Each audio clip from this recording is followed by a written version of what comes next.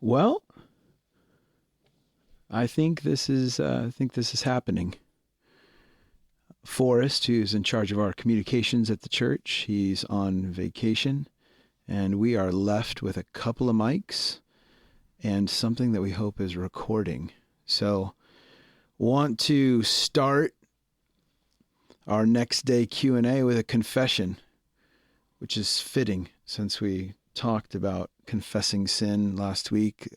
What needs to be confessed is that I didn't follow through and do a podcast last week.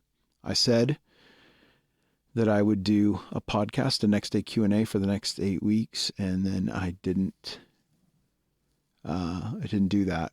And so we're sorry and we're ashamed. We're ashamed of ourselves. It is true. Yeah, so please forgive us for not keeping our word. I want to explain all the reasons why I did what I did. I want to justify it. I think if I were able to tell you the reasons why we didn't follow through, you would be like, oh, no wonder. But right now, I just have to own my sin and my failure. Is there any sin or failure you would want to confess, Glenn? Do you ever confess in hopes that the other person will really confess? What you're trying to do is draw them out. Yeah. You're saying a manipulation you're sorry. Confession. Yeah. You're saying you're sorry in hopes that they, who are really wrong, will say they're sorry. Yeah. You ever been guilty of that? Yeah. You drop the confession, then you just wait and you just kind of look at them. That was the fifth point of, like, there were pastoral points on confession. The fifth one was you have to be honest about your honesty. Yeah. Because we all think that honesty is always good.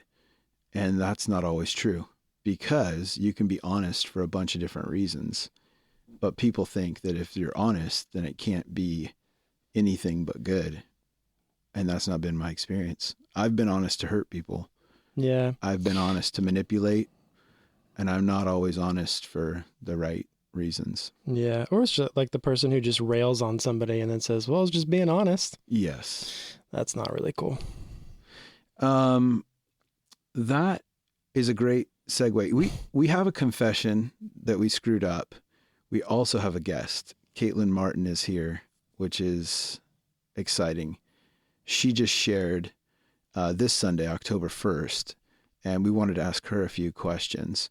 But before we ask her a few questions about what she shared on October 1st, we need to revisit the questions that came in on Sunday, September 27th on confession. And one of the great questions that came in, I'm going to send this your way, Glenn. I have to dig it up first. One of the great questions that came in was this concerning confession. Well, first of all, it starts with a confession too. The person says, sorry to text you, but I didn't have my phone to write down the number for questions. Yeah. It's a serious confession. Well, I forgive you. Then they ask, how do you respond when someone confesses sin to you? And or could you give us a demonstration between the two of you of how a simple confession could work? Which I think we've already done by saying we blew it. We were supposed to make a podcast last week and we didn't, but it wasn't our fault. I don't know if that's not a good model for like confession in general. We're sorry, but it wasn't our fault. Okay. Look what you made me do. Look what you made me do. That's okay. Don't do that confession at home. Don't try that one at home. Okay. So then, Glenn, since you've got a handle on this, how do you respond when someone confesses sin to you? Yeah, totally. And I want to pretend like I'm just thinking of this just now spontaneously, but I confess that I thought of this last night and I wrote some things down. Yeah. I feel there's a whole lot of honesty for the right reasons going on right now. Yeah. So when somebody, so you're the, wait, are you the confessee? If they're the confessor, are you the confessee?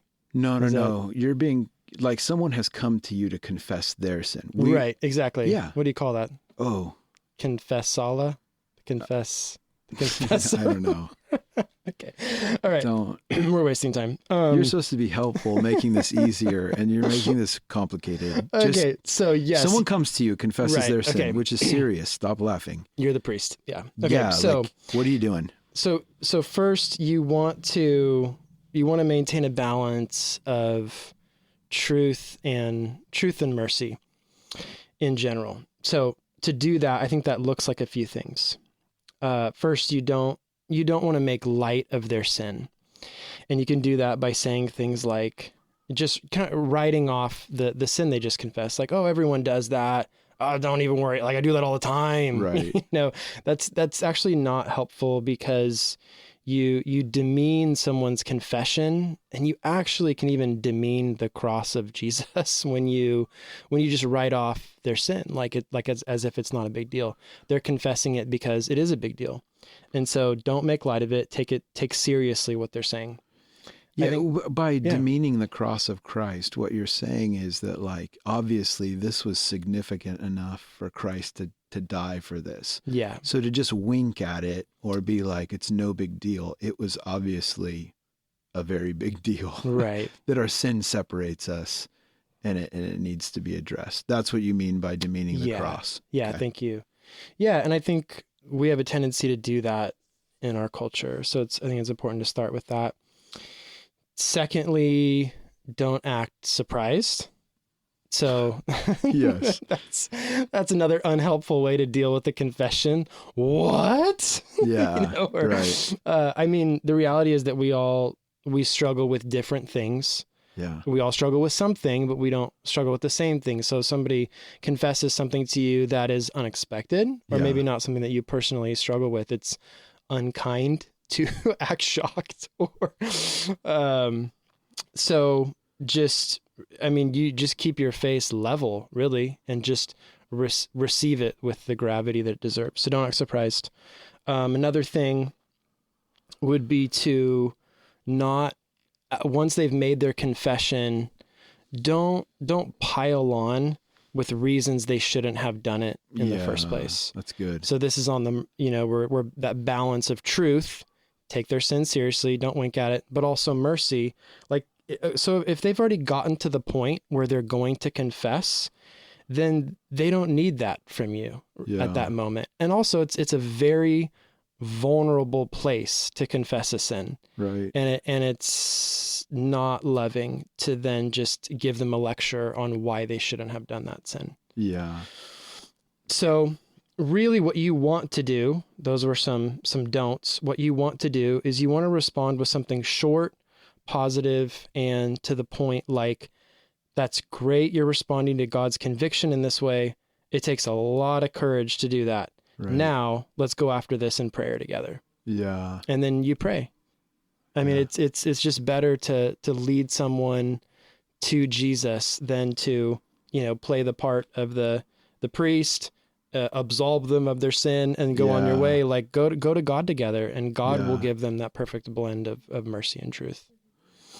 Yeah. I think it's, it's difficult for certain personality types to sit with people in their struggle. And we often want to fix it or make it go away. And I do think it's really important, as someone confesses, that that you're with them in it, and not just trying to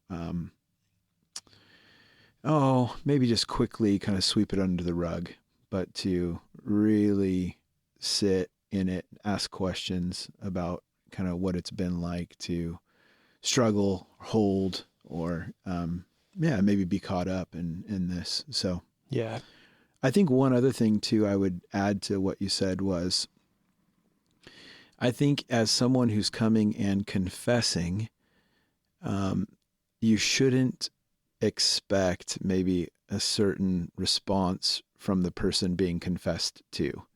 So what I mean by that is, people are going to respond in different ways based on their proximity to maybe the sin that has taken place. Yeah. So When you come to someone who's not directly been affected by your sin, it's probably easy for them to do those things that you encourage them to do.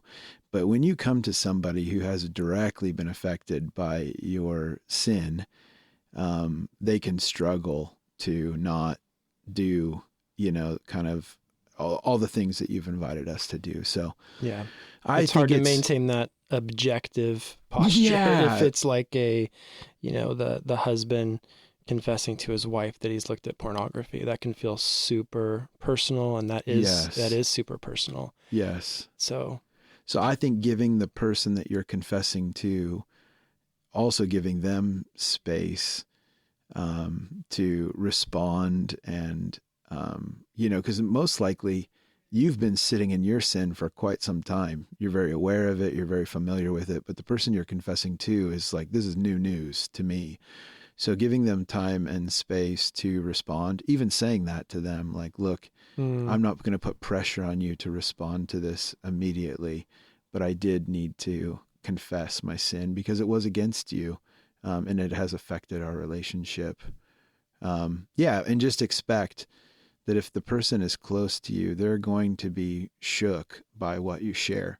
That's why we probably don't share it. We know that it actually is going to, or could potentially hurt this person to share it, but we've decided that it's going to hurt them worse if we hold on to it. Yeah, that's a good perspective. That takes maturity. The other question, I'll take a crack at this one. You can comment on it. But the other question, the person writes, how would you answer those who claim, since we have been forgiven of all our sins, past, present, and future, there remains no need for us to confess any current sins? I would probably point them to James 5, where it just says, confess your sins one to another. And I guess I'd probably take them also to Genesis 3, where Adam and Eve sin, and God comes with the question, where are you? And God knows where they are, and he knows what they've done. But there's something needed for Adam and Eve to say, this is where we're at, and this is what we've done.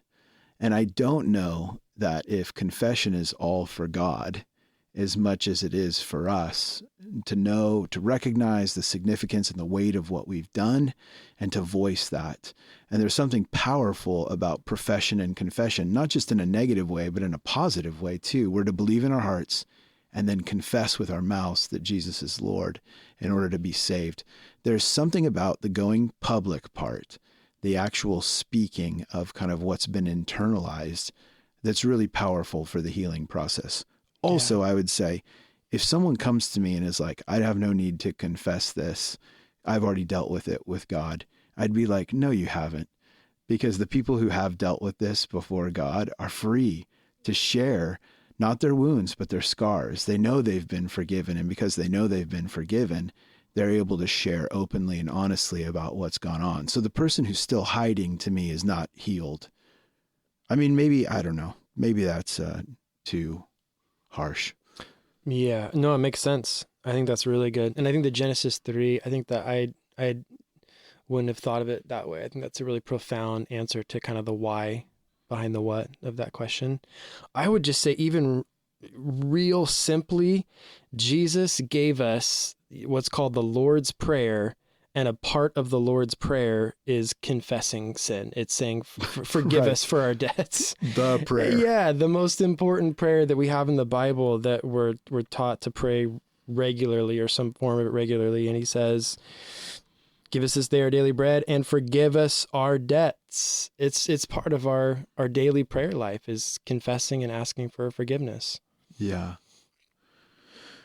Do you have to confess sin in order to be forgiven of it? Ooh. Yeah, there it is. That's there spicy. It is. Unexpected. That was definitely... No, everyone's going to die with unconfessed sin. Yeah. But when you're clear and have some conviction that it needs to be confessed, you should be obedient. Yeah. And voice that. Yeah, it's always good to take it back to just our relationship with God, the relationship part, where is there something getting in the way of your relationship? Yeah. And when we have unconfessed sin and it's constantly in our mind, then it's going to get in the way of our relationship. That's good. Hey, so this is our first time having a guest, which is kind of a big deal. And we also only have 2 microphones. So if you hear about a lot of commotion, it's because I'm moving and I'm giving up my mic to Katelynn Martin, who shared this morning. If you haven't listened to her testimony, that'll be available. But she shared with us. It was really encouraging to hear. Not easy for her, but encouraging for us to hear the process that she's been in. And so she's going to come into the hot seat, and I'm going to slide over. All right, yes. Here we are. Katelynn, have you ever been on a podcast? Yes. Really? Yeah. Oh, what a bummer. I was on Hannah Plugstra's podcast. Oh my gosh, I heard that. I heard you on there. Yeah. It was fantastic. Well, Thank I have you. a confession to make, which is that I'm sad that this isn't your first podcast, because this is Glenn and I's first podcast. They're fun. They're fun to do. So thanks for having me. Man, you're a professional. They're fun to do. You do it all the time. I listen to them all the time. I know how it goes. Okay, so enough of the chit chat, guys. You, Katelynn, okay, something that stuck out to me is that you were sharing that in this journey of deconstruction, you have found some helpful guides in church history and in theology.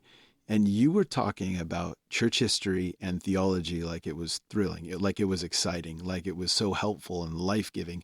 Those are 2 things that people would go, no way. Like, that's boring, that's stuffy, that's cold.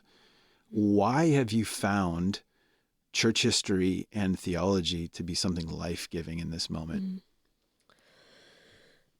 Yeah. So, that was a lot of filler I just did. Yeah. So, We're actually gonna play some music during that filler. Just insert it real quick. Okay. So, I found myself bombarded with a whole lot of questions that really threatened to rip the whole foundation of my life out from under me. Yeah. And I could answer this question several ways, so there's a few. I think part of what was so appealing for me with church history and theology was the people in my life who had poured into me and discipled me, I didn't really trust for a while to help me figure this out, because they were in, and still are, and I still am, in a tradition of Christianity that I was having major issues with. Yeah. And so I didn't know if I could trust the leaders in my life to speak into my situation without bias. Yeah. And to refrain from preaching at me from what they think I should do or trying to convince me of something, So there's that piece of it. I just needed something that was a little bit more removed, Mm-hmm. a voice that was a little bit more removed. But also I needed, sorry, give me a second. That's what's great about podcasts, is they can, right?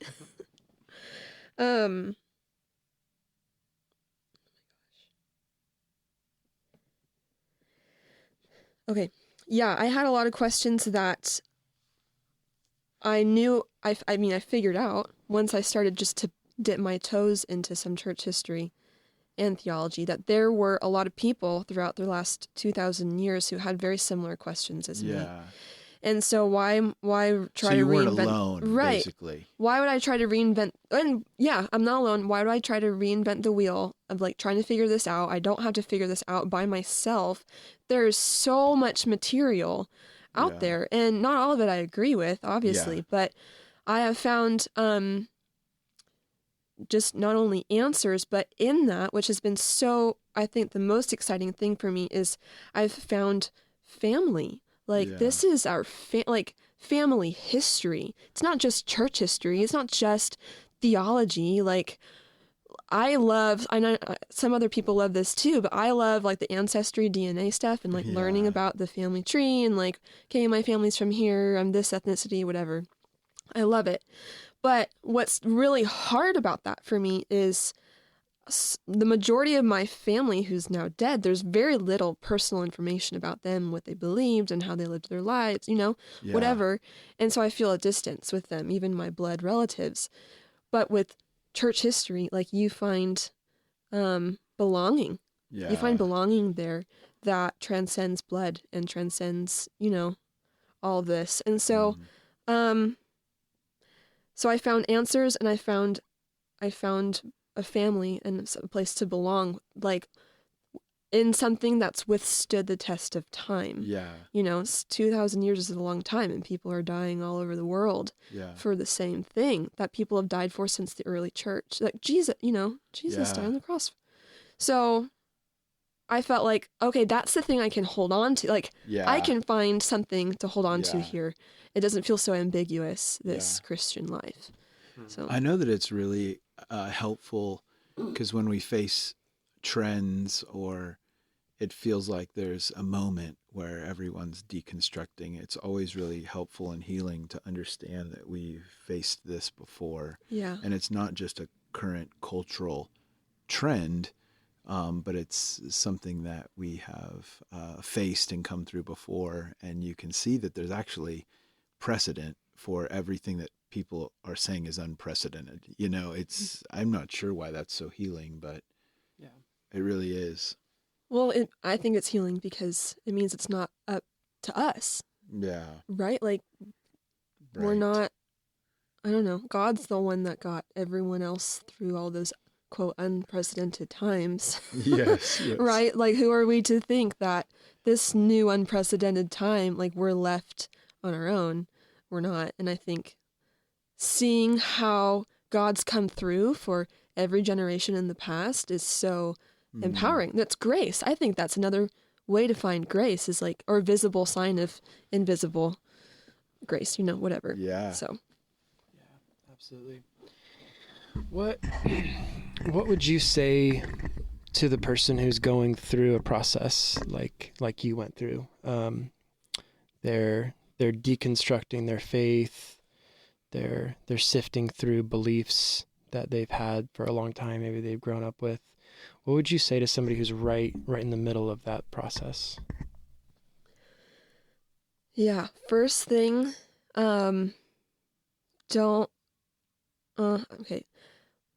try not to be afraid of everything you're feeling and the questions that you have.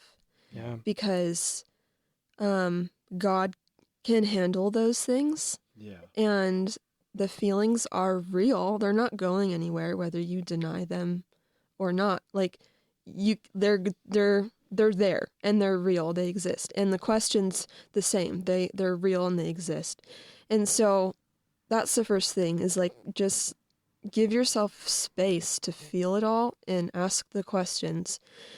And then the second thing I would say is, discover Jesus again.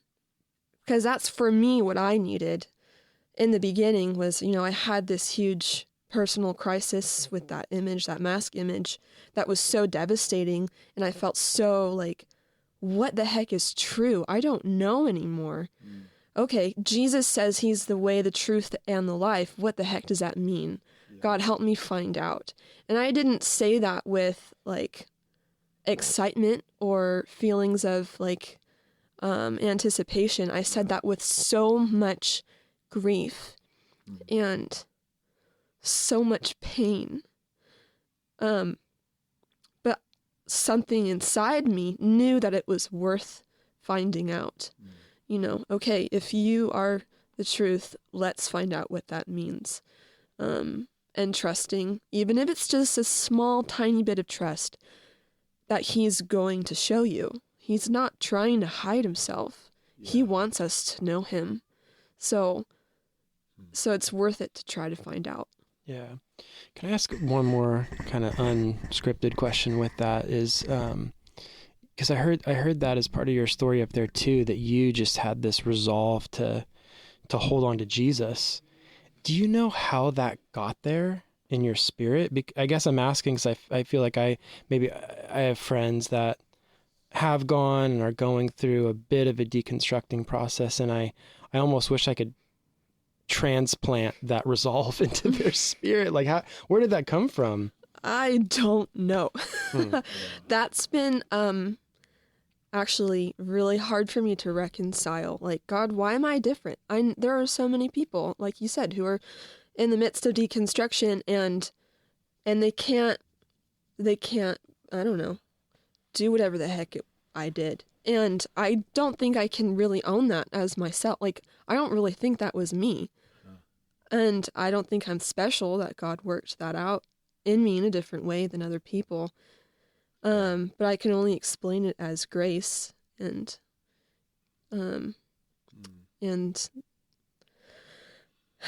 maybe really parents, or my mom in particular, who is very resilient, and probably watching her through some really hard things probably instilled that in me too. Yeah. So, yeah, that's a question I've been trying to reconcile, because it's been, it's a real thing.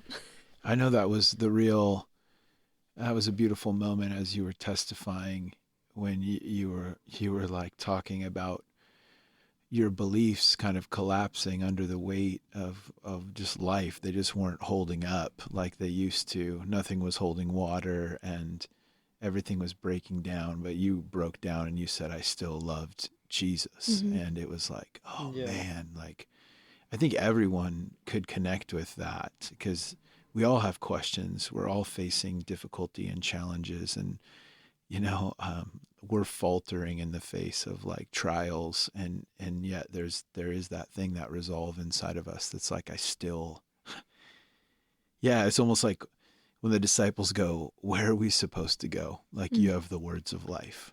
Totally. Like, I don't got anywhere. I can see what the option, I can see where people are going, and I don't want to go there. What are we supposed to do? Right. Like, we got no other choice but to follow you. It's like, okay, we can suffer through life with or without God. So what do I want? Do I want to endure the pain of the world and living as a human being alone and still broken and dealing with all my stuff? Or do I want to find out what that could look like with the maker of the universe, who promises redemption for my entire being? Yeah. That's good. Wow. Well, you're, thanks for being our first guest. Yeah, I know my this pleasure. isn't your first rodeo, and you're a podcast pro, but we feel privileged to have you and have you share.